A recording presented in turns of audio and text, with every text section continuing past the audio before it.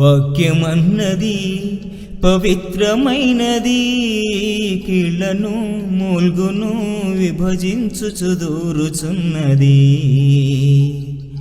వాక్యమన్నది. ముందుగా ఆరాధన అంటే ఏంటో దాన్ని ఆలోచన చేశాము. ఆరాధన అంటే దేవుని ఔన్నత్యమునకు విధేయత చూపటం, అది ఆరాధన అయి ఉంటుంది. ఆరాధన అది దేవునికి సంబంధమైనది, దేవునికి తప్ప మరొకరికి అది చెందేది కాదు అని కొన్ని విషయాలు చెప్పడం జరిగింది.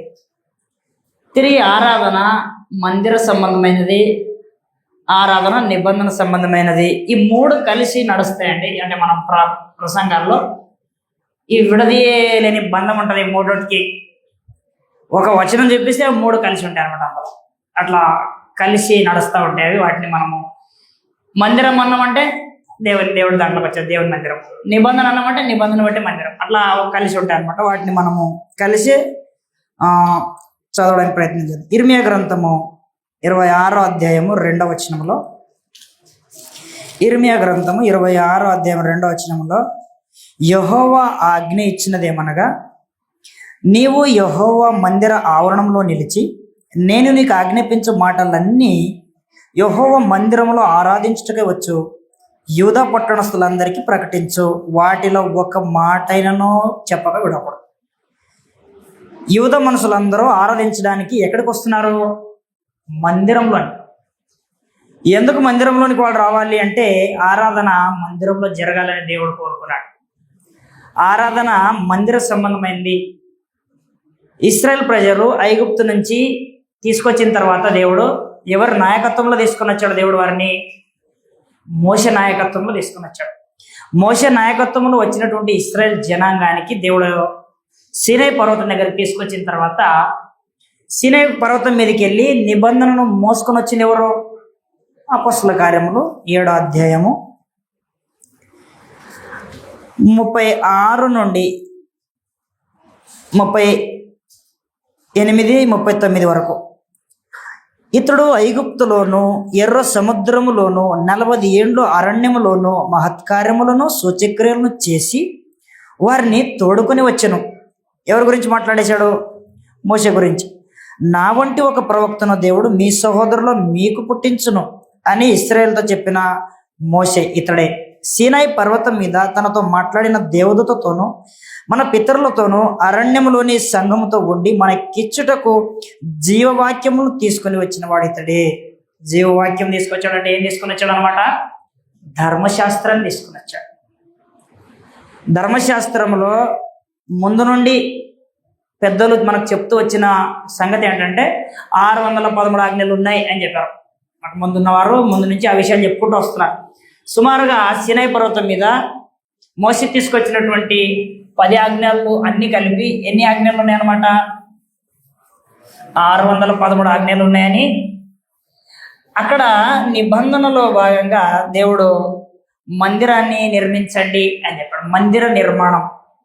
ఒక ఇల్లు కట్టాలంటే డబ్బులు పెట్టుకొని మనం రెడీగా ఉంటాం. దానికి కొలతలు ఎవరు ఇస్తారో, అది ఎంత ఉండాలని ఎవరు డిసైడ్ చేస్తారో? మనమే. ఇంటి యజమానుడే ఇంటి యొక్క ప్లానింగ్ అంతా తనకు నచ్చితేనే ప్రారంభిస్తాడు. అలాగే మందిరం ఎవరిది? దేవుని. కాబట్టి ఎవరో కట్టిన మందిరంలో దేవుడు ఉంటాడా? ఉండడా? సొలొమోను మందిరం కట్టేసిన దీంట్లో దేవుడు ఉంటాడంటే దేవుడు ఉంటాడు. ఆకాశం నా సింహాసనం, భూమి నా పాదపీఠం. మీరు నా కోసం మందిరం కడితే దాంట్లో నేను పడతానా? మహాకాశం నేను పట్టజాలమని కూడా గ్రంథంలో ఉంటుంది.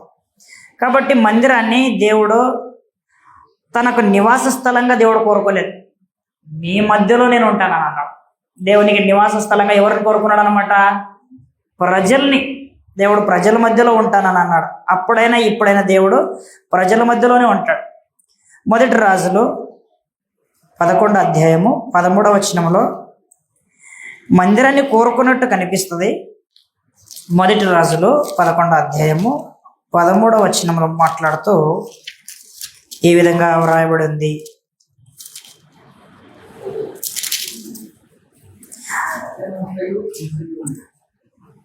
రాజ్యమంతా తీసివేయను, నా దాసుడైన దావీదు నిమిత్తం నేను కోరుకొనిన యెరూషలేము నిమిత్తం కాబట్టి దేవుడు ఏం కోరుకున్నాడంట? యెరూషలేము అని అన్నాడు. 33వ వచనంలో అక్కడ ఏమంటాడంటే, నేను యెరూషలేము పట్టణమును కోరినందున అంటాడు అనమాట. చివరి లైన్లో దేవుడు యెరూషలేము పట్టణాన్ని కోరుకున్నాడని అక్కడ మనకు కనబడుతోంది. 36వ వచనంలో కూడా ఆ సంగతులు, నా సేవకుడైన దావీదును ఎల్లప్పుడూ ఉండునట్లు అతని కుమారునికి ఒక గోత్రం ఇస్తానని మాట్లాడాడు.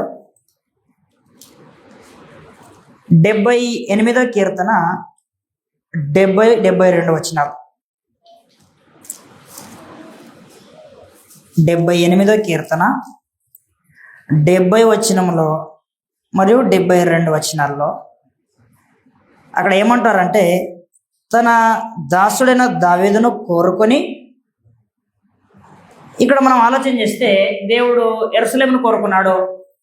యెరూషలేం కోరుకున్నాడు అంటే యెరూషలేం మందిరములో దేవుని ప్రజలు ఆయనను ఆరాధించాలనేటువంటి ఉద్దేశంతో ఆ యెరూషలేమును కోరుకున్నాడు. దేవుడు లోకమును ఎంతో ప్రేమించి అంటే దేవుడు చెట్లను పుట్లను ప్రేమించిన వాడు కాదు. దేవుడు లోకమును ప్రేమించినప్పుడు ఆ లోకం అనేది ఆయన కోణంలో దానికి ఒక అర్థం ఉంటుంది. దేవుడు లోకాన్ని ప్రేమించాడు. మనల్కి ఏమంటాడు? మీరు లోకంలో ఉన్న వాటిని నేను నువ్వు ప్రేమించినావు కదా, నమ్మవద్దంటావు అంటే ఆయన చెప్పినప్పుడు భావం వేరుగా ఉంటుంది. ఆయన ప్రేమించిన లోకం అన్నప్పుడేమో మనుషులు వస్తారు. మీరు లోకం ప్రేమించదు అన్నప్పుడు అక్కడ శరీరాశి నేతరాశి దేవుడు అమ్మ అంటే దేవుడు ఒక విషయాన్ని తెలియజేస్తున్నాడు. అంటే అందుకే శ్రద్ధగా నా మాటలు వినండి అని చెప్పి సినాయి పర్వతం మీద ఇప్పుడు నెక్స్ట్ అదే మనం చూడబోతాం. వారికి నాకు మందిరం కావాలి అంటే యెరూషలేము కోరుకున్నాడు. వారిని పరిపాలించడానికి దావీదును కోరుకున్నాడు. ఆ ప్రజల మధ్యలో దేవుడు ఆరాధింపబడాలని కోరుకున్నాడు. దేవుని నివాస స్థలము ఇశ్రాయేల్ అనమాట. ఇశ్రాయేలీయుల మధ్యలో దేవుని నివాసం. నేను మీతో సంచరించి మీతోనే ఉంటానని కొత్త నిబంధన సంఘం గురించి అన్నట్టు దేవుడు ఆనాడు కూడా ఇశ్రాయేలుతోనే వారి మధ్యలోనే ఉండాలి. ఆయన సన్నిధి వారి మధ్యలో ఉండాలని కోరుకున్నాడు. మందిరం దేనికి అంటే కూడుకోవడానికి. మందిరంలో కూడుకుంటారో దేవుడిని ఆరాధిస్తారు. అలాగే మందిరాన్ని దేవుడు కోరుకున్నాడు. కొత్త నిబంధనలో కూడా మందిరము సంఘం అనమాట. సంఘాన్ని దేవుడు కోరుకున్నాడు అనమాట. యెషయా గ్రంథం 42:1 యేసుప్రభు గురించి మాట్లాడుతూ నేను ఇతన్ని ఏర్పరచుకొని ఉన్నాను అంటాడు. సియోనును కోరుకున్నాను అని అంటాడు. యెషయా గ్రంథం 42:1 మాట్లాడుతూ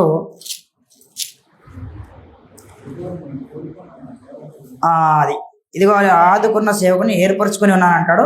ఇదే ప్రవచనాన్ని మత్తయి మాట్లాడతాడు 12:18 మత్తయి సువార్త 12:18. ఆ 2 చోట్ల ఉంటుంది అనమాట ఆ ప్రస్తావన. 18 అంటాడు, ఈయనే నా సేవకుడు, ఈయనను నేను ఏర్పరచుకొంటిని. కాబట్టి దేవుడు ఏం చేశాడంటే తన ప్రజల్ని పాలించడానికి నిబంధన ప్రకారంగా ఆనాడు దావీదు వారిని పాలించాలి. ఇక్కడ కూడా నిబంధన ప్రకారంగా దేవుని ప్రజలను క్రీస్తు పాలించాలి. ఆ దేవుని ప్రజలకి దేవుడు 2 భాగాలుగా యాజక రూపమైన రాజ్యముగాను పరిశుద్ధ జనంగాను అన్నాడు. ఆ రాజ్యము యాజక రూపమైనది, పరిశుద్ధ జనము. ఎక్కడున్న వాళ్ళు రాజ్యములో ఉన్నా లోకములో ఉన్నా ఎక్కడున్న వాళ్ళు ఎలా ఉండాలి? నిబంధన సంబంధాలుగానే ఉండాలి. ఆదివారం ఆరాధన వస్తే మనము మందిరంలో ఉంటాం. ఆరాధన అయిపోయిన తర్వాత బయటికి వెళ్తే నిబంధన ఏమైనా తెంపేసుకుంటామా? తెగిపోతుంది. నిబంధన సంబంధం. మనకు యాజక రూపమైన రాజ్యముగాను దేవుని ప్రజలు పరిశుద్ధ జనంగాను దేవుడు ఏర్పాటు చేసుకున్నాడు. ఇలా దేవుడు ఏం చేశాడంటే వారిని ఇశ్రాయేల్ ప్రజలకి మోషే ద్వారా ఆజ్ఞాపించి ఆ మందిరాన్ని దేవుడు ఏర్పాటు చేసి ఇచ్చాడు అనమాట. ఈ మందిరంలో దేవునికి వారు ఆరాధన చేయాలి అని మందిరాన్ని ఇందాక మనం చదువుకున్నాం కదా. అక్కడికి అపొస్తలుల కార్యం 8 కూడా 27వ వచనంలో మనకు తెలిసినట్టు ఈ నపుంసకుడు ఐథియోపియా నుండి ఆరాధించడానికి వస్తున్నాడు అనమాట. ఎక్కడికి వస్తున్నాడు ఆయన? ఇక్కడ క్రొత్త నిబంధన ఆరాధనకు వస్తున్నాడా, పాత నిబంధన ఆరాధనకు వస్తున్నాడా? మరి అది ఆ మాట ఏ నిబంధనలో రాయబడ్డది? కొత్త నిబంధనలు రాయబడ్డది. అపొస్తలుల కార్యంలో రాయబడ్డది. అంటే కొత్త నిబంధనలో పాత నిబంధన ఆరాధన గురించి రాయబడ్డది. పాత నిబంధన ఆరాధన చేసే వ్యక్తి యెరూషలేములోనే చేయాలి. కాబట్టి అది దూరం ఉన్నంత మాత్రాన మానుకోవాలా? అది దూరమైనా ఇబ్బంది అయినా నువ్వు శ్రమలు ఎదుర్కొన్నా ఖచ్చితంగా అక్కడికి వెళ్ళాల్సిందే అని చెప్పి ఆజ్ఞాపించారు. కాబట్టి ప్రతి ఒక్కరూ యెరూషలేముకి వెళ్ళి ఆరాధన చేస్తారు. కాబట్టి నపుంసకుడు ఏం చేస్తున్నాడు అనమాట 27వ వచనంలో, ఐథియోపుల రాణి అయిన కందాకి క్రింద మంత్రి ఆమె యొక్క ధనాగారం అంతటి మీద ఉన్న ఐథియోపుడైన నపుంసకుడు ఆరాధించుటకు యెరూషలేముకు వచ్చుచున్నాడు. ఆరాధన అంటే పడుకొని అలా సాగిలపడి లేవడమే అయితే అని ఇంత దూరం రావాలా? చాలా మంది ఏమనుకుంటున్నారంటే ఇలా పడుకొని లేస్తే ఆరాధన అయిపోతుంది బ్రదరు, ఇంకేముంది ఫ్యామిలీని తీసుకుని ఇంటికాడ మనం పడుకొని లేస్తే ఏమైపోవాలా? ఆరాధన అయిపోవాలి. కానీ దేవుడు మీరు అలా పడుకొని లేస్తే ఆరాధన అవుతుందని చెప్పలేదు గ్రంథంలో. ఆరాధన అది దేవుని సంబంధమైనది, ఆరాధన అది నిబంధన సంబంధమైనది, ఆరాధన అది మందిర సంబంధమైనది, ఒకదానికి ఒకటి కనెక్షన్ ఉందన్నమాట. కాబట్టి మనము గతంలో ఇంతకుముందు ఆలోచన చేసాము, హెబ్రూలో వాడబడిన షక అనే పదం ఏదైతే ఉందో ఆ పదము అబ్రహాము తన కుమారుణ్ణి బలి ఇచ్చేటప్పుడు వాడాడు, ఆరాధన అనే పదం. అదే పదము ఏది మార్చకుండా యాకోబు తన అన్నకు సాగిలపడేప్పుడు వాడాడు. అంటే ఒకటి ఆరాధన సంబంధమైనది, రెండు గౌరవించడానికి సంబంధించింది. మనం చూసినప్పుడు ఏది పదం అదే, కానీ దాని ఉద్దేశం ఏంటనేది మనం చూడాలన్నమాట. ఉద్దేశం చూడకపోతే నష్టపోతాము బ్రదర్. పొరపాటు అయ్యే అవకాశం ఉంది. మనమంతా నరులము, ఎందుకంటే మనం దేవుళ్ళం కాదు, మనకు పరిమితి జ్ఞానం ఉంది. దేవుడు చేసిన కార్యములను తెలుసుకోవడానికి జ్ఞానం గురించి సొలొమోను ఏమన్నాడు? సరిపోతుంది అన్నాడా? సరిపోదా? దేవుడు శాశ్వత కాల జ్ఞానమును నరుల హృదయమందుంచి ఉన్నాడు, ఆయన చేసిన కార్యములను తెలుసుకోవడానికి అది సరిపోదు అంటే మనం సిమ్ములు మేము కొన్ని సంవత్సరాల క్రితము memory card వచ్చేటారు 2GB 3GB 4GB. అందులో ఒక 10 వీడియోలు కానీ ఒక 10 సినిమాలు కానీ నింపితే ఏమైపోతుంది? అది ఫుల్ అయిపోతుంది. ఇక వేద్దామంటే ఒక చిన్న ఫోటో కూడా పోద్ది, అట్లా బ్యాటరీ ఫుల్ అని వస్తుంది. అట్లా దేవుడు శాశ్వత కాల జ్ఞానాన్ని నరుల హృదయంలో పెట్టాడంట. దేవుని గురించి పరిశీలన చేస్తే బ్యాటరీ ఫుల్ అయిపోతుంది, అంటే తెలుసుకోలేడు అనమాట. ఎందుకంటే ఆయన నిత్యత్వం నుండి నిత్యత్వం వరకు సర్వకాలం. మనిషికి ప్రారంభం ఉంది, దేవునికి ప్రారంభం లేదు. ఎంత తెలుసుకుంటాం? సరిపోదని చెప్పాడు. ఈ జీవి సరిపోదు అన్నట్టు ఈ జ్ఞానము దేవుని తెలుసుకోవడానికి, ఆయన కార్యాలు తెలుసుకోవడానికి సరిపోదు. అందుకు రహస్యములో మన దేవుడైన యెహోవాకి చెందును. బయలుపరచబడినవి ఎల్లప్పుడూ మానవి మన సంతతి వారిగా బయలుపరచబడిన హద్దులో మనం నేర్చుకుంటున్నాం. కాబట్టి నిబంధన సంబంధమైనది, మందిర సంబంధమైనది ఆరాధన అనేది గ్రంథం మనకు తేటగా తెలియజేస్తూ ఉంది. యోహాను సువార్త 4వ అధ్యాయము 20 వచనం నుండి 24 వరకు సంగతులు తెలియజేయబడ్డాయి. యోహాను సువార్త 4వ అధ్యాయము 20 వచనం నుండి, మా పితరులు ఈ పర్వతమందు ఆరాధించిరి, కానీ ఆరాధింపవలసిన స్థలము యెరూషలేములో ఉన్నదని మీరు చెప్పుదురని ఆయనతో అనగా, యేసు ఆమెతో ఇట్లేదు, అమ్మా, ఒక కాలం వచ్చుచున్నది, ఆ కాలమందు ఈ పర్వతము మీదైనను యెరూషలేములోనైనను తండ్రిని ఆరాధింపరు. అంటే ఇంతకుముందు ఆరాధించారు కదా యెరూషలేములో. ఇంతకుముందు గురించి యేసు ప్రభు ఏమంటున్నాడు? ఆరాధించింది. ఎస్, ఆరాధించారు. మేము కూడా గెరిజిం కొండ మీద ఆరాధించామంటే కాదంటాడా? ఆరాధించారు, వాస్తవమే. అక్కడ జరిగింది వాస్తవమే, యెరూషలేములో జరిగింది కూడా వాస్తవమే. గెరిజిం కొండ మీద ఎందుకు ఆరాధించాల్సిన పరిస్థితి వచ్చింది? యెరూషలేములో ఉన్నటువంటి వారు 70 సంవత్సరాలు చెరకి వెళ్ళారు. ఏ చెర అది? బబులోన్ చెర. బబులోన్ చెరలోనికి 4 దఫాలుగా వెళ్ళి 3 దఫాలుగా బయటికి వచ్చినప్పుడు, జెరుబ్బాబెలు, ఎజ్రా, నెహెమ్యా నాయకత్వంలో వాళ్ళు వచ్చిన తర్వాత మందిరం కడుతున్నప్పుడు, నెబుకద్నెజర్ పడగొట్టిన మందిరాన్ని కడుతున్నప్పుడు ఈ ప్రజలు ఎవరైతే ఉన్నారో వాళ్ళు అక్కడికి వచ్చి మేము కూడా కడతాము అని అన్నారు. కడతామన్నప్పుడు సరే రండి కలిసి కడదామనాలి కదా. ఈ ఇశ్రాయేల్ ప్రజలు ఎలాంటి వారంటే కల్తీ జనాంగంతో కలిసి ఉండరు. కల్తీ జనాంగం అంటే దేవుడు ఈ 10 గోత్రాలు 2 గోత్రాలని వేరువేరుగా ఆలోచన చేసినప్పుడు వీరు అసురు చెరకి వెళ్ళారు కదా 10 గోత్రాలు. ఈ 2 గోత్రాలు ఎక్కడికి వెళ్ళినాయి? బబులోనికి వెళ్ళినాయి. ఈ అసురు పరిపాలిస్తున్నప్పుడు ఇందులో బబులోన్ ఉందన్నమాట. బబులోన్ కూడా ఇందులో ఉంది. అసూర్ రాజు వారిని తీసుకెళ్ళినప్పుడు 5 ప్రాంతాల పేరు చెప్పాడు. బబులోను, కూత, అవ్వ, హమాతు, శపర్వీము అని 5 పట్టణాల్లో బబులోన్ ఒకటి. వీళ్ళు అక్కడ ఉన్నారు. ఇప్పుడు నెబుకద్నెజర్ వచ్చిన తర్వాత కూడా అక్కడికి వెళ్ళారు. అంటే వాళ్ళంతా ఏమయ్యారు? కలిసిపోయారు.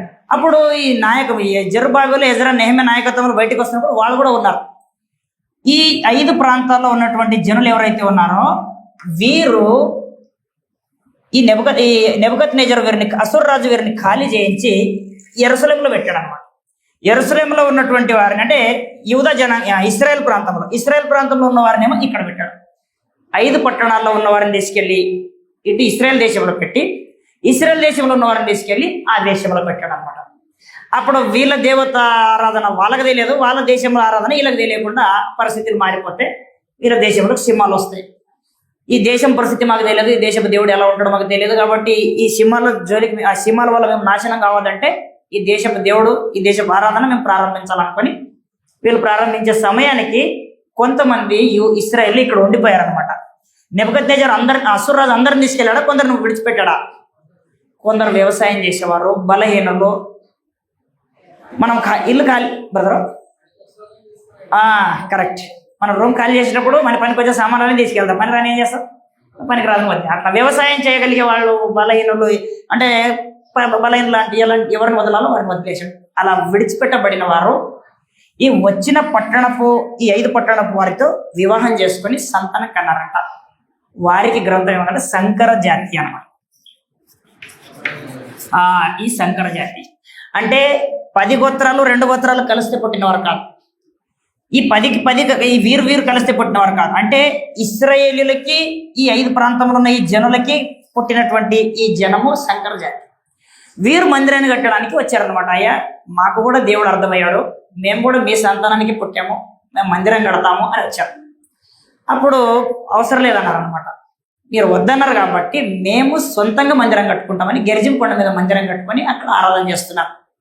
యేసుప్రభు వచ్చే సమయానికి వాళ్ళు మండిగా అక్కడే ఆరాధన చేస్తున్నారు, కానీ యెరూషలేంకి రారు. ఒకవేళ వచ్చిన వీళ్ళు రానివ్వరు. అప్పుడు యేసుప్రభు వెళ్ళి మాట్లాడుతుంటే సంభాషణలో తల్లి ఏమంటదంటే, అయ్యా, మా పితరులు సుమారుగా కొన్ని సంవత్సరాలు ఇదే గిరిజన కొండ మీద ఆరాధన చేస్తున్నారు, మాకు కూడా ధర్మశాస్త్ర ప్రకారంగా ఆరాధన చేస్తున్నాము, మీరేమో యెరూషలేంలో ఆరాధన చేస్తున్నారు అని చెప్తుంది. అప్పుడు యేసుప్రభు, అమ్మ, ఈ పర్వతం మీద అయినను యెరూషలేంలో అయినను తండ్రిని ఆరాధింపరు అంటే ఆరాధించలేదు అని చెప్పట్లేదు. గతంలో ఆరాధించారు, ఇక మీదట మీరు ఆరాధించినది చెల్లుబాటు కాదు. ఎందుకంటే ఇది నిబంధన సంబంధంగా యెరూషలేంలో ఆరాధన జరిగింది ఇంతకాలం. ఇప్పుడు దేవుడు మరొక శ్రేష్టమైన నిబంధన తీసుకొని రాబోతున్నాడు. శ్రేష్టమైన నిబంధన వచ్చిన తర్వాత ముందిచ్చిన నిబంధన ఉంటుందా, పోతుందా? ఇప్పుడు మనము సికింద్రాబాద్ స్టేషన్లోకి వెళ్ళాము, ఒక ట్రైన్ వచ్చి ఆగింది వైజాగ్. మన ట్రైన్ వెనకాల రాబోతుంది 1వ ప్లాట్ఫారం మీద. ఆ ట్రైన్ వచ్చి ప్లాట్ఫారం మీద ఆగాలంటే ఈ ట్రైన్ ఏం కావాలా? వెళ్ళిపోవాలి.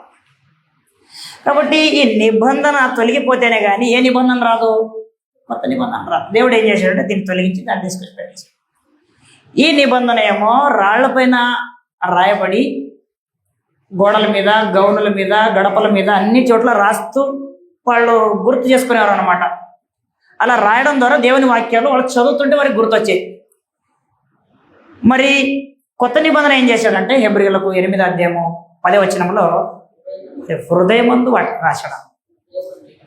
హృదయముల మీద, మనస్సు మీద 8, 10లోను 10, 16లోను 2 చోట్ల చెప్పాడు. హృదయంలో రాస్తాను, మనసులో రాస్తాను, హృదయంలో ఉంచుతాను, మనసులో ఉంచుతాను అన్నాడు. అలాగే ధర్మశాస్త్రం, కొత్త నిబంధనకు కూడా ధర్మశాస్త్రం అనే పేరుంది.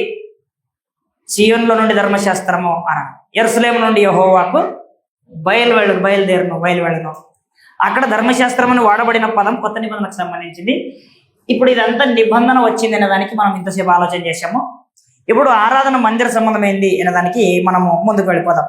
దినవృత్తాంతములు ఇందాక మన సహోదరులు ఉదయాన్నే చదువుకున్నారు, మనం చదువుకున్నాం కదా. 29వ అధ్యాయంలో సంగతులు తెలియజేయబడ్డాయి వరుసగా. అక్కడ మా చదువుతూ సంగతులు మనం ఆలోచన చేద్దాం.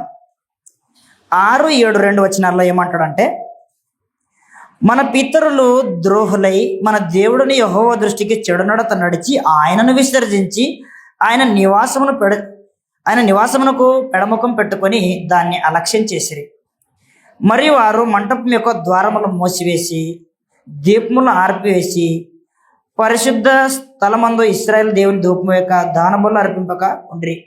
అంటే ఏమేమి ఆగిపోయినాయి అంటే ఆరాధన ఆగిపోయింది గతంలో అని చెప్పాడు అనమాట.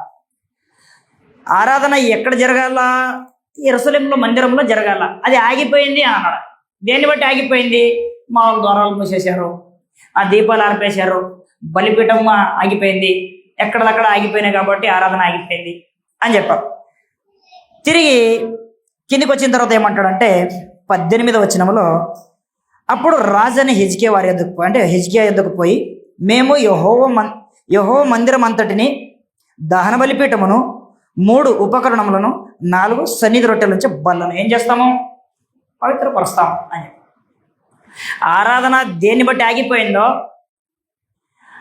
అది మనకు అర్థమైంది.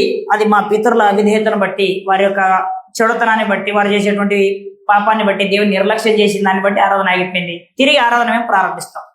ఆరాధన ప్రారంభించాలంటే ఏం కావాలన్నమాట? మందిర సంబంధమైంది అని చెప్పడానికి ఈ 18వ వచనాలు చెప్పడం. 1, యెహోవా మందిరం అంతటిని పరిశుద్ధపరచాలి. నెంబర్ 1, ఆరాధించాలంటే మందిరం ఉండాలి. ఇది మందిర సంబంధమైనది, నిబంధనల సంబంధమైనది. 1 వాళ్ళు పవిత్రపరిచే దాంట్లో ఏముంది? మందిరం. 2వది దహన బలిపీఠం. 2వది బలిపీఠం అన్నమాట, దహన బలిపీఠం. 3వది ఉపకరణాలు అని చెప్పాడు అనమాట, ఇక్కడ వాడేటువంటి ఉపకరణాలు. 4వది సన్నిధి రొట్టెలోంచే బల్ల. ఇవన్నీ పవిత్రం చేస్తాం మేము అని చెప్పాడు. ఇప్పుడు యెరూషలేము మందిరంలో ఆరాధన మరలా ప్రారంభించాలా? ఆరాధన మందిర సంబంధమైంది, అది నిబంధన సంబంధమైనది, అది దేవుని సంబంధమైంది. కాబట్టి మందిరంలో జరగాలి. ఈ మందిరంలో ఈ మందిరానికి ద్వారాలు మూసివేయబడ్డాయి అన్నాడు అన్నమాట. ద్వారాలు మూసివేసేసాడు. తిరిగి ఈయన వచ్చి ప్రారంభించాడు హిజ్కియా. మూసేసిన ద్వారాలని తెరిచి తిరిగి అన్ని సంగతుల్ని ప్రారంభించాడు. దాన్ని మనం 21వ వచనంలో చూద్దాం. రాజ్యం కొరకును, పరిశుద్ధ స్థలం కొరకును, యూదవారి కొరకును 3 సంగతులు చెప్పేశాడు. రాజ్యము, పరిశుద్ధ స్థలము, యూద జనాంగం, వీళ్ళ కోసము బలులు అర్పించబడాలి అని చెప్పి ముందు వారిని కూడా సిద్ధం చేస్తూ ఆరాధన ఎలా ప్రారంభించారంటే కింద చెప్తాడు అనమాట. 25వ వచనం నుండి, మరియు దావీదు రాజుకు దీర్ఘదర్శన గాదును ప్రవక్త అయిన నాతానును చేసిన నిర్ణయం చొప్పున. నిర్ణయం ఎవరిది? మనుషుల్ది, రాజుది, ప్రవక్తల్ది. అనుమతి ఎవరిది? దేవుడు అనుమతించాడు కాబట్టి మందిరంలోకి వచ్చినాయి. ఈరోజు మన మందిరంలో వాయిద్యాలు లేవు, కొత్త నిబంధన. దేవుడు అనుమతి ఇవ్వలేదు, మాకు అనుమతి ఇవ్వలేదు కాబట్టి వాయిద్యాలు లేవు. దావీదు దగ్గర పాత నిబంధనలు అనుమతి ఇచ్చాడు కాబట్టి వాయిద్యాలు వచ్చినాయి. అంటే దేవుని అనుమతి ప్రకారంగా మందిరంలో వాయిద్యాలు వచ్చినాయి. అప్పుడు అది కూడా మందిరం లోపలికి వచ్చినాయి. మందిర సంబంధమైన ఆరాధన అది నిబంధన సంబంధమైన ఆరాధన, అది దేవునికి చెందే ఆరాధన. తర్వాత ఏమంటాడంటే, యెహోవా మందిరంలో తాళములను, స్వరమండలం, సితార్లు వాయించడానికి లేవీలు ఏర్పాటు చేశాడు. ఎవరు వాయించాలో వాళ్ళ పేర్లు డిసైడ్ చేశాడు. ఇదిగో వీళ్ళు వాయిస్తారు, ఇంకా వేరే వాళ్ళకి సంబంధం లేదనమాట. పలానా ఆయన ఇది చేస్తాడంటే అదే చేస్తాడు. అలాగని వాళ్ళని ఏర్పాటు చేసి పెట్టాడు. తర్వాత 26లో దావీదు చేయించిన వాద్యములు వాయించటకు లేవీలను, బూరలు ఊదుటకు యాజకులను నియమించబడ్డారు. మీ పని బూరలు ఊదటం, మీ పని యాజకత్వం చేయడం అని చెప్పి వాళ్ళకి ఎవరికి వారికి పని అప్పచెప్పాడు. సూరమండల సితార వాయించే వారిని కూడా నియమించిన తర్వాత 27వ వచనం, బలిపీఠం మీద దహన బలులు అర్పించుండని హిజ్కియా ఆజ్ఞాపించాను. దహన బలి అర్పణ ఆరంభమగుటతోడనే బూరలు ఊదుటతోనూ ఇశ్రాయేలు రాజైన దావీదు చేయించిన వాద్యములు వాయించటతోనూ 3 సంగతులు చెప్పేశాడు. యెహోవాకు స్తుతిగానం ఆరంభమైంది. అంతసేపు సర్వ సమాజము ఆరాధించుచుండెను. అసలు ఏం జరిగితే ఆరాధన అంటున్నాడు? అక్కడ ఏం జరుగుతుంది? ఎవరెవరికి అప్పగించబడిన పనులు వారు జరిగిస్తున్నారు. బయట ఉన్న వాళ్ళ సంగతి ఏంటంటే వాళ్ళు మామూలుగా అలా ఉన్నారు అన్నమాట. వాళ్ళు ఏం చేశారు? వారు ఏం చేయాల్సిన వాళ్ళంతా లోపల చేస్తున్నారు. బయట ఉన్నవారు మాత్రము 29వ వచనంలో, వారు అర్పించటం ముగించిన తర్వాత రాజు అతనితో కూడా ఉన్న వారందరూ తమ తలలు వంచి ఆరాధించిరి. అంటే విధేయత చూపటం, దేవుని ఔన్నత్యానికి విధేయత చూపటం, ఆ ఆరాధనకు తమ సమ్మతిని తెలియచేయటం. ఇదేం కనబడుతుంది? దానికి వారు సమ్మతిస్తున్నారు, విధేయత చూపిస్తున్నారు. ఇది దేవుని కార్యము. నియమించబడిన వారి పనులు అవి. దానికి లోబడటం ఏమైంది? ఆరాధన. కాబట్టి దేవుని ఔన్నత్యానికి విధేయత చూపించడం ఆరాధన అంటే. దేవుని ఔన్నత్యం ఏంటో మనం తెలుసుకున్నాము ఉదయాన్న. ఆ ఔన్నత్యానికి విధేయత చూపించే కార్యక్రమాల్లో ఆరాధనగా తెలియజేయబడుతుంది అనమాట గ్రంథం. ఇది నిబంధన సంబంధంగా జరగాలని దేవుడు వారికి ఆజ్ఞాపించాడు, అలాగే వారు జరిగిస్తూ ఉన్నారు. కొత్త నిబంధనలో 1 పేతురు 2:5 మనం గమనించినప్పుడు ఇక్కడ ఈ విధంగా తెలియజేస్తాడు అనమాట. మనకు కూడా కొత్త నిబంధనలో హృదయమందు ధర్మ విధులు, మనసులో ధర్మ విధులు ఉంచుకొని మనం దేవుని యాజకులుగా బయలుదేరాం. దేవుని యాజకులుగా బయలుదేరిన తర్వాత 5వ అంటున్నాడు, యేసుక్రీస్తు ద్వారా దేవునికి అనుకూలములకు ఆత్మ సంబంధమైన బలులు అర్పించుటకు పరిశుద్ధ యాజకులుగా ఉండునట్లు మీరును సజీవమైన రాళ్ల వలె ఆత్మ సంబంధం మందిరంగా కట్టబడుతున్నారు. ఇక్కడ కూడా ఆరాధించాలంటే కొత్త నిబంధనలు ఏం కావాలి మనకి? మందిరం. కొత్త నిబంధన మందిరం ఏది? జీవం గల దేవుని సంఘం అన్నాడు. తిమోతి పత్రికలు ఏమన్నాడు? దేవుని మందిరమునకు అనగా జీవం గల దేవుని సంఘం. సంఘమే దేవుని మందిరం అనేది ఇక్కడ మనకు అర్థమైంది. సంఘం దేవుని మందిరం. ఈ సంఘంలో యాజకులు ఎవరంటే రాజులైన యాజకులు, బాప్తిసం పొందిన పరిశుద్ధులు. వీరు ఏం చేస్తారంటే యేసుక్రీస్తు ద్వారా చేస్తారన్నమాట. ఈ నిబంధనలో ఎన్ని ఉన్నాయి? యేసు ప్రభువుని ఆరాధించండి అనేది లేదు, బి తండ్రిని ఆరాధించండి అనేది లేదు. ఒక్కటే లేని పెట్టాడు. ఏం పెట్టాడంటే నిబంధన సంబంధమైనది, మందిర సంబంధమైనది, దేవుని సంబంధమైనది యేసుక్రీస్తు ద్వారా. ఎవరి ద్వారా? యేసుక్రీస్తు ద్వారా. దీనికి ఆయన ఏమంటాడంటే ఆ కింద యేసుక్రీస్తు ద్వారా దేవునికి అనుకూలములుగా ఆత్మ సంబంధ బలోనే పదమాటాడు. ఎవరికి అనుకూలమైన? దేవునికి అనుకూలమైన. మనం చేసే ఏ చర్య అయినా మందిరంలో అది దేవునికి అనుకూలంగా ఉందా లేదా అనేది చూడాలి. బ్రదర్ నాకు నచ్చింది, మీకు నచ్చిందా, చేసేద్దామా అనేది కాదనమాట. దేవునికి అనుకూలమైందా కాదా, దేవుడు ఆజ్ఞాపించడా లేదా. మందిరంలో ఆరాధన కొత్త నిబంధన ఎలా జరుగుతుంది అంటే యేసుక్రీస్తు ద్వారా జరుగుతుంది. యేసుక్రీస్తు ద్వారానే బలులు అర్పించబడుతుంటాయి. యేసుక్రీస్తుకు బలులు అర్పించబడం, యేసుక్రీస్తు ద్వారా దేవునికి బలులు అర్పించబడుతుంటాయి అన్నమాట. కాబట్టి ఆరాధన చేసేటప్పుడు ప్రధాన యాజకుడు ఉంటాడు. కాబట్టి ఒక సోదరుడు దీన్ని అపార్థం చేసుకొని ఒక వచనాన్ని చెప్పించారు. ప్రకటన గ్రంథం 20 చెప్పించి 4-6 ఏముందంటే దేవునికి యాజకులు, క్రీస్తుకు యాజకులు అనే 2 పదాలు చెప్పించాడు. చాలా సంతోషించాం. మంచి పదాలు అవి వాస్తవాన్ని. దేవునికిని క్రీస్తుకు యాజకులై 1000 సంవత్సరములు రాజ్యం చేసిరి చేదురు అని 2 పదాలు వాడారు. ఇప్పుడు దేవునికి యాజకులు అంటే దేవుడిని ఆరాధిస్తారు, క్రీస్తుకి యాజకులు అంటే క్రీస్తుని ఆరాధిస్తారనే భావన అందులో లేదు. దాని అర్థం ఏంటంటే పాత నిబంధనలో ప్రధాన యాజకుడు ఉంటాడు కదా, ప్రధాన యాజకుని కింద ఎవరు పనిచేస్తారండి? యాజకులు పనిచేస్తారు. ఈ ప్రధాన యాజకుని కింద పనిచేసేటువంటి వారు ప్రధాన యాజకునికి సంబంధించిన యాజకుడు. ఇప్పుడు మన ప్రధాన యాజకుడు ఎవరు? క్రీస్తు. క్రీస్తు కింద మనం ఏమై ఉన్నాము? యాజకులే. కాబట్టి క్రీస్తుకు యాజకులే, మనం ఇద్దరము దేవునికి యాజకులు. కాబట్టి యేసుక్రీస్తు ద్వారా ఆత్మ సంబంధమైన బలులు మనం అర్పిస్తున్నాం అన్నమాట. వీటిని గ్రంథం అలా మాట్లాడింది. అంతే తప్ప దేవునికి యాజకుడు అంటే దేవుని ఆరాధించండి, క్రీస్తుకి యాజకుడు అంటే క్రీస్తుని ఆరాధించండి అనే భావన అందులో లేదు. కాబట్టి క్రైస్తవులు ఏం చేస్తారంటే దేవుణ్ణి ఆరాధిస్తారు.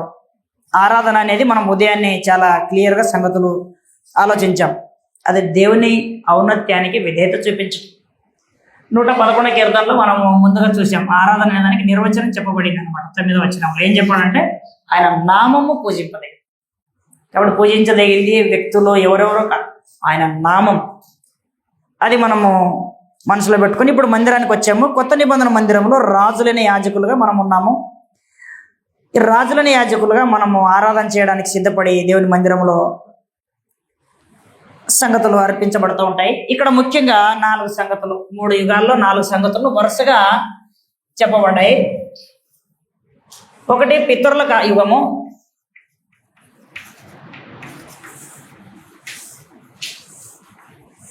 2 ధర్మశాస్త్ర యుగము, 3 క్రొత్త నిబంధన యుగం లేక కొత్త నిబంధన క్రైస్తవ యుగం. ఈ 3 యుగాల్లో మనం ఆలోచన చేస్తే ఇక్కడ మందిరం ఉంది, ఇక్కడ కూడా మందిరం ఉంది. ఎక్కడ లేదు?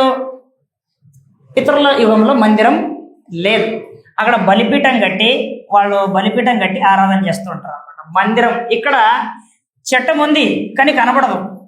ఇక్కడ కూడా చట్టం ఉంది, ఇక్కడ కూడా చట్టం ఉంది. ఈ చట్టము కొత్త నిబంధన చట్టం. ఈ చట్టము ఇశ్రాయేలు అందరికి సంబంధించిన చట్టం. ఇది దేవుడు ఎవరికైతే ఆజ్ఞాపిస్తాడో వారికి సంబంధించినది.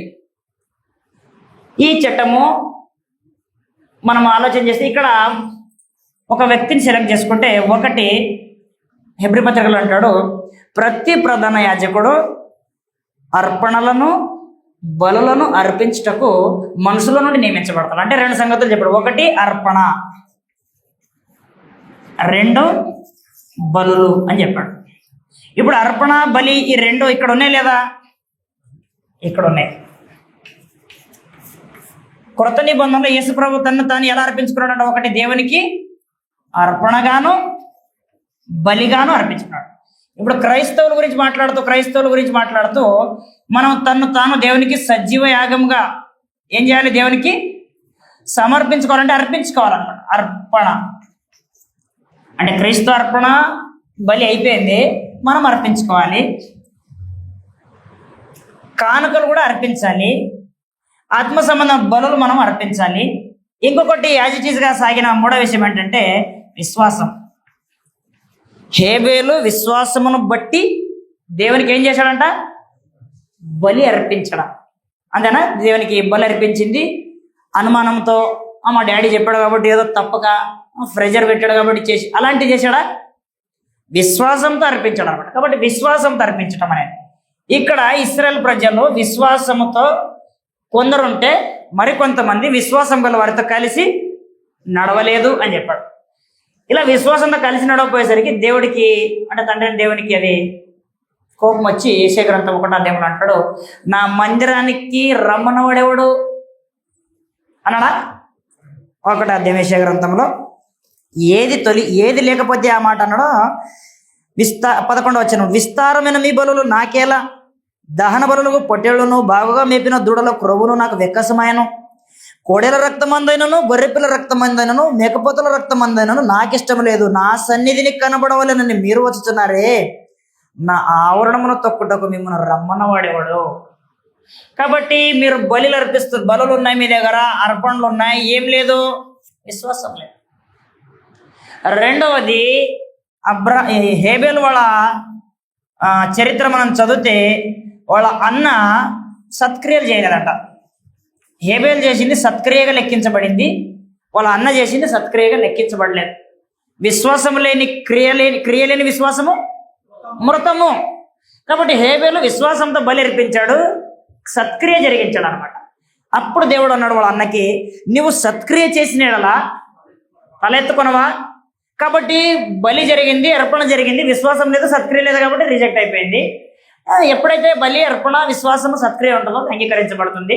బలులు పట్టుకుని వచ్చారు విస్తారమైన యెరూషలేము మందిరంలోనికి ప్రజలు. విస్తారమైన బలులు నాకేలా? అసలైన సంగతులు లేవే. కాబట్టి నా మందిర ఆవరణానికి మిమ్మల్ని రమ్మన్న వాడేవాడు అని చెప్పి సత్క్రియ లేవాడు, వారి విశ్వాసం లేదు. కాబట్టి దేవుని మందిరానికి బలులు తీసుకొని వస్తుంటారు అన్నమాట ఆరాధించడానికి. ఆ ఆరాధన మందిరంలో దేవుడు ఆరాధించబడుతుంటాడు. 2 మందిరాలు 2 ఆరాధనలు దేవుడు ఏర్పాటు చేయలేదు. ఒక మందిరాన్ని కట్టి ఒక ప్రధాన యాజకుడిని నియమించి నిబంధన ప్రకారంగా ఆరాధన కోరాడు. నిబంధనకు వేరుగా దేవుడు ఏది కూడా చెయ్యడు, కోరడు. ఇది గ్రంథం మనకు తెలియజేస్తూ ఉంది. కాబట్టి దేవుడు తన రాజ్యం నిమిత్తము యేసు ప్రభు వారిని రాజుగా నియమించి ఈ ఆత్మ సంబంధమైన రాజ్యంలో వీటిని కోరాడు అనమాట. ఇప్పుడు మనము వీళ్ళు ధూపం కూడా వేశారు. మనం వేస్తున్న ధూపం ఏమన్నాడు? 141 కీర్తన 2వ వచనంలో ప్రార్థన ధూపం వలెను. ప్రార్థన ధూపములాగా అర్పించబడుతుంది దేవుని సన్నిధిలో. మన యాజకత్వాన్ని కాపాడుకునే కార్యక్రమం అది. మేము ప్రార్థన చేయమండి అంటే ఏం చేస్తున్నాం అనమాట? యాజకత్వానికి న్యాయం చేయట్లేదు. ప్రార్థన చేసిన వాడు తన యాజకత్వాన్ని లెక్క కరెక్ట్గా జరిగిస్తున్నాడు. బాప్తిసం ఇచ్చి యోహాను గారి తండ్రి ఏ ఉద్యోగం చేసే వ్యక్తి అయినా ఏం ఉద్యోగం చేసేవాడు? యాజకుడు. ఆయన తన యాజక ధర్మము చొప్పున మందిరంలో ధూపం వేయడానికి వెళ్ళేవాడు. మనం మందిరానికి ఎందుకు వస్తున్నాము? మనకు కూడా ధూపం వేసే కార్యక్రమం ఉంది. కాబట్టి మన యాజకత్వంలో నెంబర్ 1 ధూపం ఉంది, నెంబర్ 2 యాజకత్వంలో మనకు అర్పణ ఉంది, నెంబర్ 3 బలి ఉంది. అది ఎలాంటి కార్యక్రమం అంటే అది విశ్వాసంతో చేసే ఆత్మ సంబంధమైన కార్యక్రమం. విశ్వాసం లేకుండా దేవునికి ఇష్టడే ఉండుట అసాధ్యం. బలులు పట్టుకుని వచ్చేసారు మందిరానికి. విస్తారమైన బలులు నాకేలా. మనుషుడు పై రూపమును లక్ష్య పెట్టను, దేవుడు హృదయం లక్ష్య పెడతాడు. బలులు ఉన్నాయి, మస్తు తీసుకొచ్చాడు, చాలా బలులు ఉన్నాయి.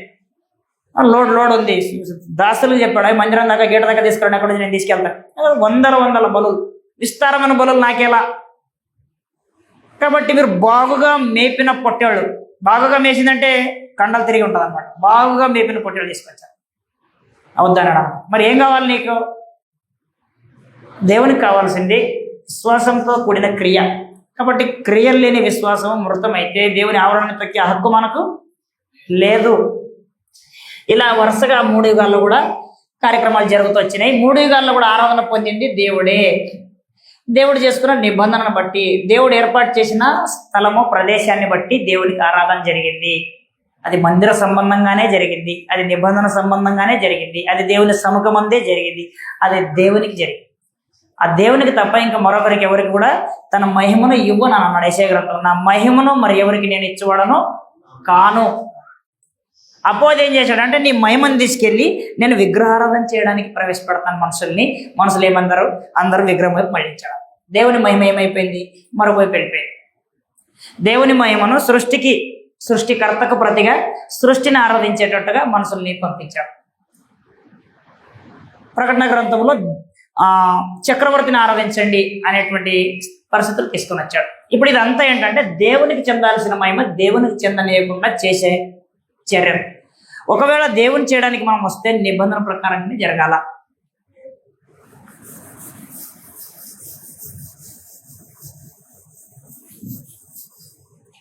యోహాను సువార్త 4:24 23 నుండి యేసు ప్రభువు ఏమన్నారంటే, క్రొత్త నిబంధన ఆరాధన గురించి సంగతులు తెలియజేస్తూ 23, అయితే యథార్థముగా ఆరాధించువారు ఆత్మతోనూ సత్యముతోనూ తండ్రిని ఆరాధించు కాలము వచ్చుచున్నది, అది ఇప్పుడునూ వచ్చే ఉన్నది. తను ఆరాధించేవారు అట్టివారే కావాలని తండ్రి కోరుచున్నాడు. యథార్థముగా అనడం,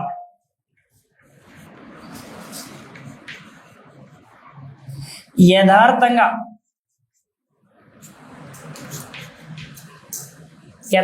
ఆరాధించేవారు దేవుని మందిరానికి రావాలి. యథార్థంగా ఆరాధించేవారు దేవుని మందిరానికి వచ్చి దేవుణ్ణి క్రీస్తు ప్రభు ద్వారా ఆత్మ సంబంధం బలులు అర్పిస్తూ దేవుని ఆరాధించాలి అని దేవుడు నిబంధన వారి మధ్యలో పెట్టాడు అనమాట. నీ హృదయం ముందు నా ధర్మ విధులు, మనసులో వాటిని ఉంచుతున్నావు, రాస్తున్నా, వాటిని బట్టి సేవ చేయండి అని చెప్పాడు.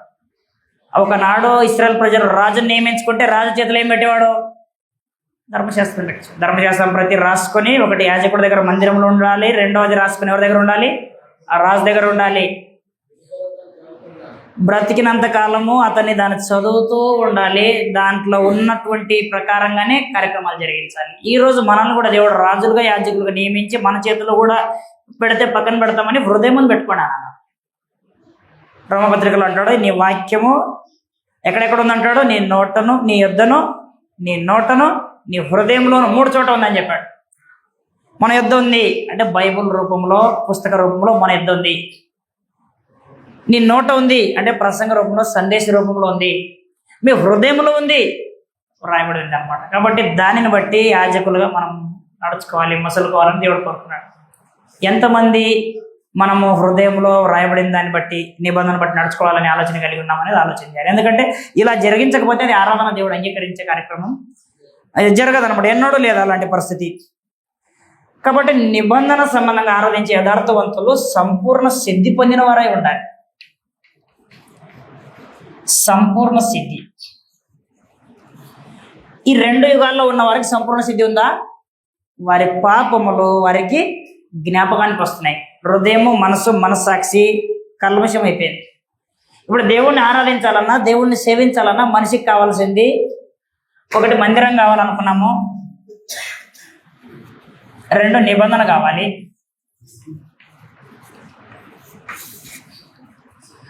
3వది విశ్వాసము, నిబంధన సంబంధమైన క్రియలు.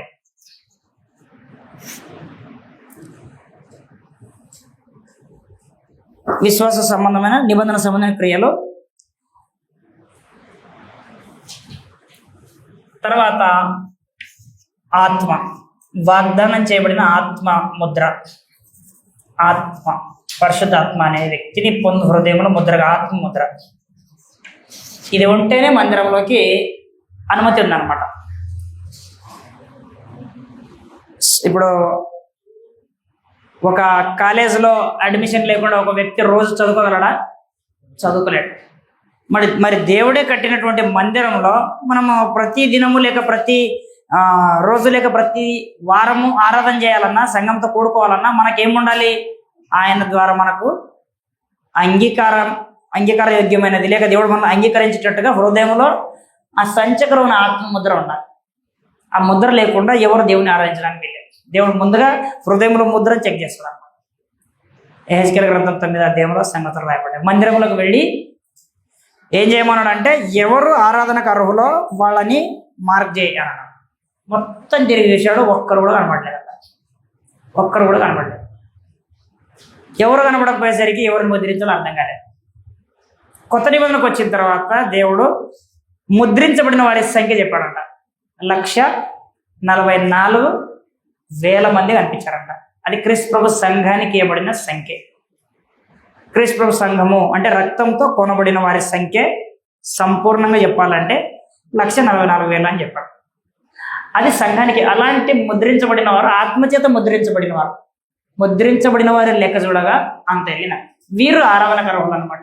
ఆత్మ ముద్ర లేకుండా ఆరాధనకు రావద్దు. యేసు ప్రభు చెప్పింది అంటే ఆత్మతో సత్యముతో ఆరాధన. ఆత్మతో అనే దాంట్లో ఇది దాగి ఉంది. ఆత్మతో, ఈ ఆత్మతో అంటే 2 అర్థాలు. క్రీస్తు రక్తంలో కడగబడినటువంటి మన వ్యక్తిగతమైన మన ఆత్మ. రెండవది సంచకరువుగా అడ్వాన్స్ పేమెంట్గా ఇచ్చినటువంటి పరిశుద్ధాత్మ యొక్క నడిపింపు. ఆత్మ నడిపింపు, దీన్ని ఆత్మతో అనడం. ఒక వ్యక్తితో నేను కలిసి వచ్చాను, ఒక వ్యక్తితో నడిచాను, లేదా చేతితో తిన్నాను, స్పూన్తో. అత్తో అనే పదాన్ని దేన్ని సూచిస్తుంది? దేవుని ఆరాధించేటప్పుడు నీ ఆత్మతోనూ పరిశుద్ధాత్మ యొక్క నడిపింపుతోనూ ఆరాధన జరగాలని. అందుకే ఫిలిప్పీ పత్రికలు ఏమన్నాడు 3:3లో ఆత్మతో ఆరాధన. కొత్త నిబంధనలో యోహాను సువార్తలో ఏమో ఆత్మతో సత్యంతో ఆరాధించను. అదే మాట మరొక కోణంలో చెప్పాడు అనమాట ఫిలిప్పీ పత్రిక 3లో. ఫిలిప్పీలకు 3వ అధ్యాయంలో ఏమన్నాడు అంటే, శరీరమును ఆస్పదం చేసుకొనక దేవుని యొక్క ఆత్మలను ఆరాధించుచు క్రీస్తు యేసునందు అతిశయించు మనమే సున్నతి ఆచరించువారం. ఇది ఎక్కడి నుంచి తీయబడింది చిత్రం అంటే యెహెజ్కేలు 44:9. యెహెజ్కేలు 44:9లో తిరిగి మళ్ళీ ఇక్కడికి వస్తాము. 44:9లో కాబట్టి ప్రభువైన యెహోవా, యెహెజ్కేలు 44:9. కాబట్టి ప్రభువైన యెహోవా సెలవిచ్చింది ఏమనగా, హృదయమందును శరీరమందును సున్నతి లేని అన్యజనులై ఉండి ఇశ్రాయేలు మధ్య నివసించిన వారిలో ఎవడును నా పరిశుద్ధ స్థలంలో ప్రవేశించకూడదు. చూసారా ఏమంటున్నాడు? సున్నతి హృదయంలో లేకపోయినా శరీరంలో లేకపోయినా ఎక్కడ ప్రవేశించొద్దు? ఆయన భౌతికమైన యెరూషలేము మందిరంలో ఆరాధించడానికి ప్రవేశించకూడదు. ఆయన నిబంధన సంబంధి కాడు, ఆరాధనకు యోగ్యుడు కాడు ఆ వ్యక్తి అని చెప్పాడు. కాబట్టి క్రొత్త నిబంధనలు మన గురించి ఏం మాట్లాడాడంటే, హృదయమందు సున్నతి కలిగినటువంటి మనము నిజమైన సున్నతి కలిగిన వారము. మన సున్నతి క్రీస్తు బప్తిస్మమందు జరిగింది. ఆ హృదయంలో సున్నతి పొందినటువంటి నిజమైన యూదులుగా, నిజమైన క్రైస్తవులుగా, నిజమైన ఇశ్రాయేలీలుగా మనం ఏం చేస్తామంటే దేవుని ఆరాధిస్తున్నాం. గతంలో ఉన్న వారి గురించి యెహెజ్కేలు ఏమన్నాడు? హృదయంలో శరీరంలో సున్నతి లేకపోతే మందిరంలో వారికి పర్మిషన్ లేదని, అనుమతి లేదు అని చెప్పాడు. అదే కదా మాట చెప్పింది ఆయన. హృదయమందును శరీరమందును సున్నతి లేని అన్యజనులై ఉండి ఇశ్రాయేలు మధ్య నివసించిన వారిలో ఎవడున్న పరిశుద్ధ స్థలం ప్రవేశించారు. అన్యజనులు ఇశ్రాయేలు గుంపులో ఉన్నారా? బాగా కనిపెట్టండి. గోధుమల మధ్య పొట్టు ఉంటే మందిరంలో రావద్దని చెప్పాడు. ఈరోజు మనం కూడా క్రీస్తు ప్రభు సంఘం నందు రక్తం ద్వారా కడగబడి సున్నతి పొంది ఆరాధన చేయడానికి వచ్చినాం. ఇప్పుడు ఎవరు నిజమైన ఆరాధన చేసి ఆరాధకులు? ఇక్కడ అదే చెప్తున్నాడు ఫిలిప్పీ పత్రికలు ఏమంటున్నాడు? వీరు శరీరంను ఆస్పదం చేసుకునేవారు కాదు. ఎందుకంటే ఆత్మతో ఆరాధన చేయమన్నాడు కాబట్టి. శరీరంతో ఎందుకు చేస్తారు వీళ్ళు? శరీరాన్ని ఎందుకు ఆస్పదం చేసుకుంటారు? శరీర సంబంధమైన గొప్పలకు ఎందుకు వెళ్తారు? శరీర సంబంధమైన అతిశయాలు ఎందుకు చెప్తారు? అవి చెప్పరు అనమాట. వీళ్ళు ఏం చేస్తారంటే దేవుని ఆత్మ వలన ఆరాధిస్తారు. కాబట్టి దేవుని ఆత్మ, పరిశుద్ధాత్మ నడిపింపులో వీళ్ళు ఆలంబన చేస్తారు. పరిశుద్ధాత్మ ఎలా నడిపిస్తాడు వారిని? నిబంధనను బట్టి నడిపిస్తాడు. వెలుగులో నడిపిస్తాడు. బ్రేక్ తీసుకున్నాం.